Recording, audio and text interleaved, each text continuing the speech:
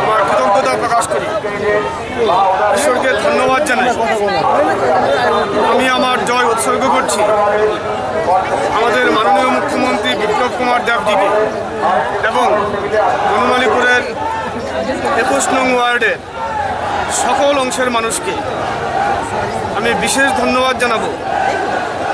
বনমালীপুরের মণ্ডল সভাপতি দীপঙ্কর মহোদয় এবং ওনার পুরো টিমকে, যারা আমার জয়ের ব্যবধান বাড়ানোর জন্য দিবারাত্র খেটেছেন। সমস্ত কার্যকর্তা, পৃষ্ঠাপ্রমুখ, সভাপতি থেকে শুরু করে সবাই দিনরাত খেটেছেন। তাদের কাছে আমার কৃতজ্ঞতার শেষ নেই। রাজনৈতিক জীবনে এটাই আমার প্রথম নির্বাচনে জেতা। পলিটিক্যাল অ্যানিমেল হিসেবে, পলিটিক্যাল ম্যান হিসেবে এটাই আমার প্রথম এস্টাবলিশমেন্ট। এর জন্য আমি আমার দলের সভাপতি ডক্টর মানিক সাহা, সমস্ত সিনিয়র লিডার, তাদের কাছে কৃতজ্ঞতা প্রকাশ করছি। জীবনের বিভিন্ন অভিজ্ঞতা দিয়ে এখানে এসেছি। সংবাদপত্রের হকারি করেছি, এই আগরতলা শহরে 10 বছর সাংবাদিকতা করেছি। 21-22 বছর ধরে বিভিন্ন কলেজে, বিশেষ করে ত্রিপুরা বিশ্ববিদ্যালয়ে অধ্যাপনার সাথে যুক্ত আছি। বিভিন্ন প্রশাসনিক পদে কাজ করেছি। এই অভিজ্ঞতাগুলো আমার কাজে লাগবে এবং আজকে এই রাজনৈতিক সমাজ, এই political society, political animal, political man হিসেবে আমাকে এস্টাবলিশমেন্ট দিয়েছে। আমি স্বভাবতই খুশি। আমি কৃতজ্ঞ আপনাদের কাছেও, যারা আমাকে পরিচিতি দেওয়ার জন্য আপনারা উল্লেখযোগ্য ভূমিকা নিয়েছেন। সমস্ত অংশের মানুষকে আমি কৃতজ্ঞতা জানাই, আমি ধন্যবাদ জানাই। প্রথম কাজটা কি থাকবে? দেখুন, আমার নিজের আজ কোনো পৃথক সত্তা নেই। আমরা ফিলিংসে বিশ্বাস করি।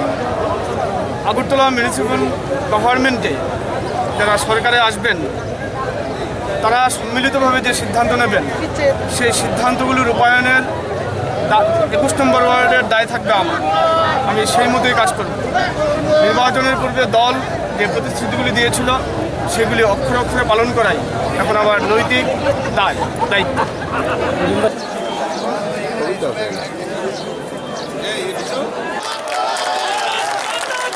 অবসর দে SUCI ওনার এডিবি সহ মোট ভোট পেয়েছেন 47।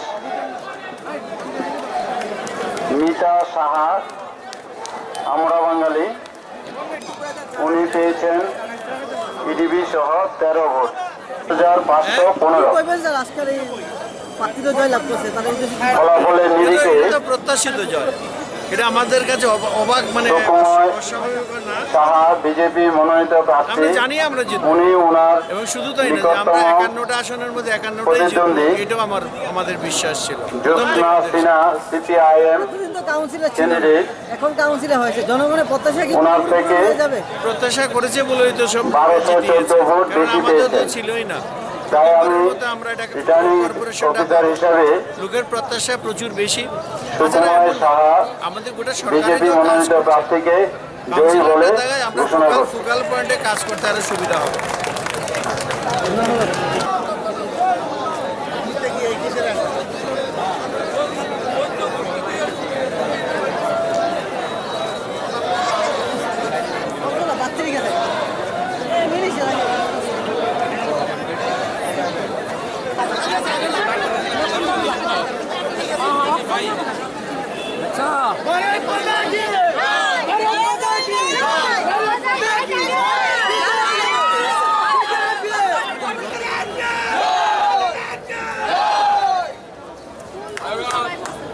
ওয়ার্ডের জয় হয়েছে, জনগণের জয় হয়েছে। এটি আপনি এখন জনগণের সাথে কোন কাজটাকে আগে দুয়ারে তুলবেন? উন্নয়নমূলক কাজ যতগুলোই আছে সবগুলোই করব। এর মধ্যে একটা আছে মহিলাদের আত্মনির্ভর করা। এটা মোদিজিও চেয়েছেন, মোদিজি চাইছেন, মহিলাদের প্রাধান্য সম্মান করেছেন মোদিজি। ওটা ধরেই আমি আগামী দিনে বিশেষ করে এগিয়ে যেতে চাই। আজকের জয় তো জনগণের আকাঙ্ক্ষিত জয়। এই রাজ্যে নতুন যে পথ পরিক্রমা শুরু হয়েছে 2018 থেকে মাননীয় এবং জনপ্রিয় মুখ্যমন্ত্রী বিপ্লব দেবের নেতৃত্বে মন্ত্রিসভা যে ঐতিহাসিক সিদ্ধান্তগুলো নিয়ে রাজ্যকে আজকে দ্রুত গতিতে এগিয়ে নিয়ে যাচ্ছেন, তার নিরিখেই আমরা ভোট চাইছি। মানুষ ব্যাপকভাবে সাড়া দিয়েছে। জয় গণতন্ত্রের জয়, মানুষের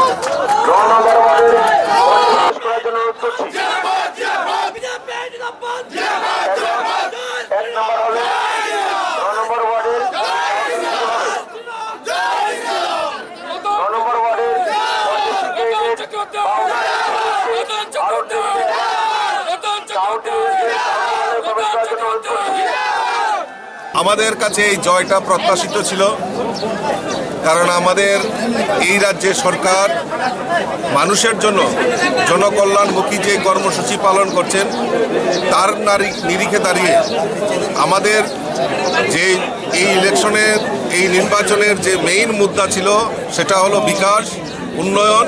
তার নিরিখে দাঁড়িয়ে আমরা এই পুরো নির্বাচন আমরা অনুষ্ঠিত করেছি।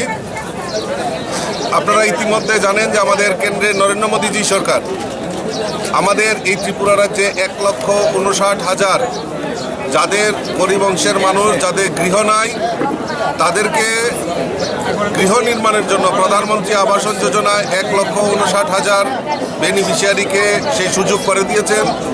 তৎসঙ্গে রাজ্যের মাননীয় মুখ্যমন্ত্রী অটল জল ধারা মিশনের মাধ্যমে আমাদের ঘরে ঘরে জল, পানীয় জল, বিশুদ্ধ পানীয় জল পৌঁছে দেওয়া, রাস্তাঘাট নির্মাণ করা, ড্রেনিং সিস্টেম ঠিক করা, স্মার্ট সিটিতে ত্রিপুরাকে, আগরতলা শহরকে উন্নয়ন করা।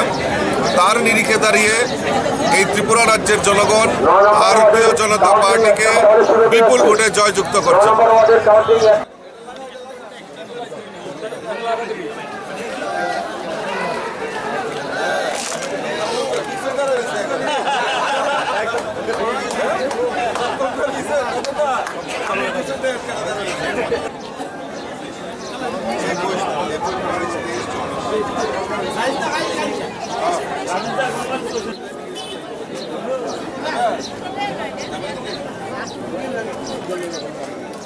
আর দিকে একটা গানটা লাগায় না।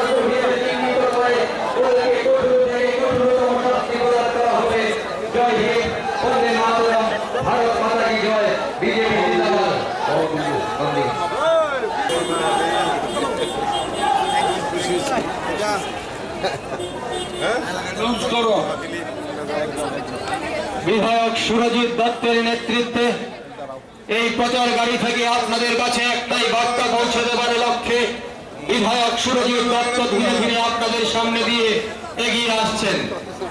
নির্বাচনে জেতার পর বিজয় উল্লাসের নাম করে আপনার আনন্দ যেন অন্যের দুঃখের কারণ না হয়, সেই দিকে ভারতীয়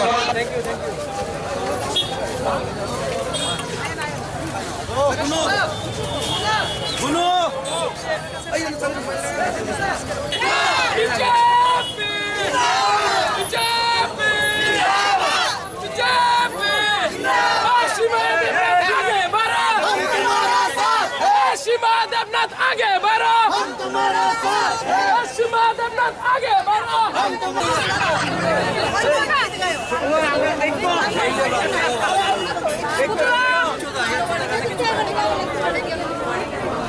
এদিকে দেখো না।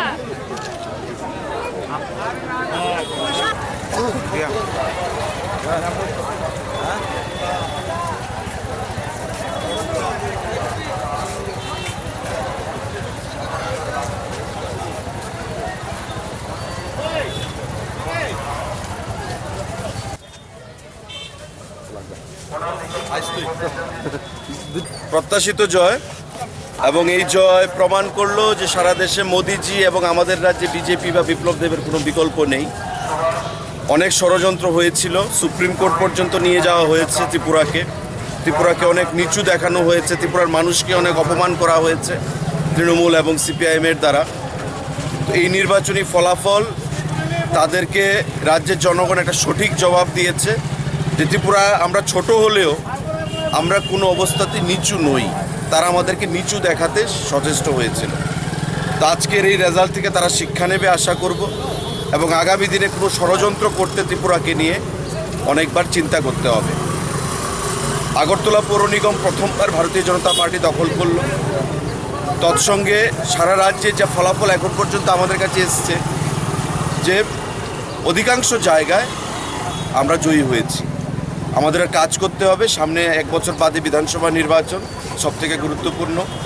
প্রতিটা কাউন্সিলর বা আমাদের যারা কর্পোরেটররা আজকে জয়ী হয়েছে তাদেরকে আমার দলের তরফ থেকে, আমার ব্যক্তিগত তরফ থেকে অনেক অনেক অভিনন্দন, শুভেচ্ছা জানাচ্ছি।